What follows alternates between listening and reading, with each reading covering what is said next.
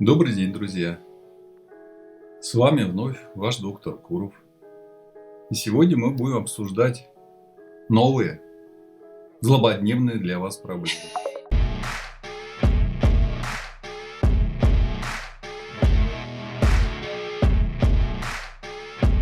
А почему у женщин с возрастом вообще возникают различные комплексы? С чем это связано? Ну, по сути, женщина-то начинает страдать не от самого по себе возраста, потому что ее еще не успели догнать ни немощь, ни болезни.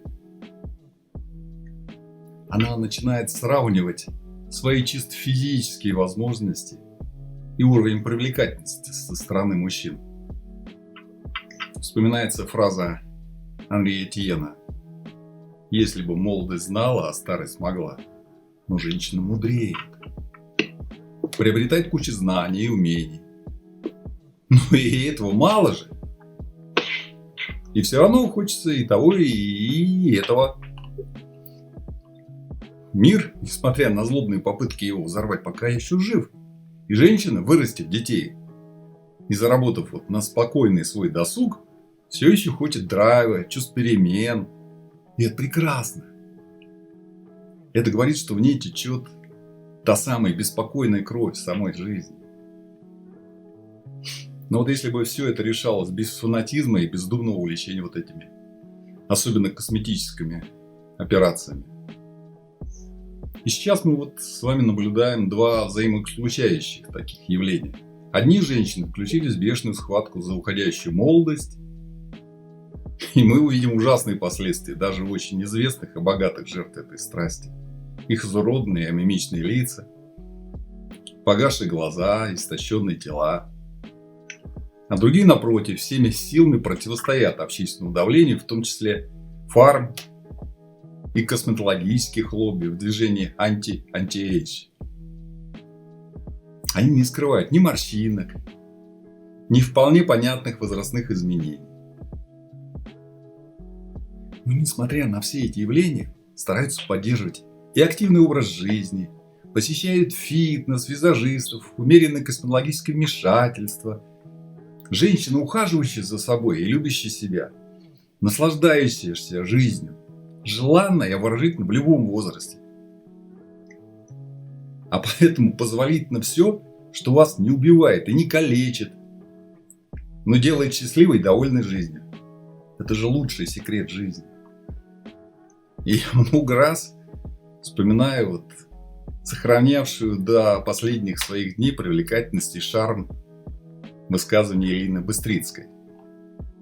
Она когда говорила на вопрос о секретах своей красоты: это ухажер, тренажер и недожор.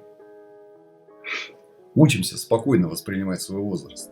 Это достоинство, недостаток. Эти достоинства надо просто находить, искать и использовать свой возраст во благо. Потому что если вы накопили свои комплексы с молодости, то они просто так же как года, так же как какие-то изменения в теле, они будут накапливаться и проявляться именно в этом возрасте. Когда у вас выросли дети, когда вам уже, может быть, нечем заняться. А если вы живете с восхищением, любовью, то и жизнь, и мужчины вам отдают то же самое. Как вообще можно убедить себя, что после какой-то определенной границы возраста, мы возьмем с вами 35 лет, жизнь не заканчивается, и что женщина до сих пор привлекательная, сексуальная, красивая, умная и все в этом роде? Для начала, женщина для того, чтобы убедить себя, что жизнь не заканчивается в 35 лет, должна в этом сомневаться. А значит, взращивать свои комплексы, которые накопились с молодости. Вы думаете, что молодые девочки не страдают от мысли о своей непривлекательности? Во внешности, ушках, носиках, ножках, ручках и так далее по списку, да уйма. Так вот, если она вынашивает свои проблемы в молодости, то и к старости груз становится просто невыносимым. Да это проблема, по сути, далеко не самых образованных и развитых стран. Можно пуститься на уровень африканских и арабских стран, где замуж принято выходить 12 лет, а в 20 лет считается уже глубокой старостью. В то же время во многих странах Дикого Запада, ныне вновь ставшим страшным, женщина даже не задумывается о семейной жизни и детях до тех пор, пока твердо не встанет на ноги, получит образование и стабильный доход. Если мечтой нашей женщины вновь станет домостроевская, ну вот это самое, выйти поскорее замуж и жить на иждивении у мужа, то и забота о том, чтобы сохранить привлекательность для мужа и не оказаться в те самые 35 лет или позже ненужной, поломанной и нелюбимой, как игрушка, становится идеей фикс.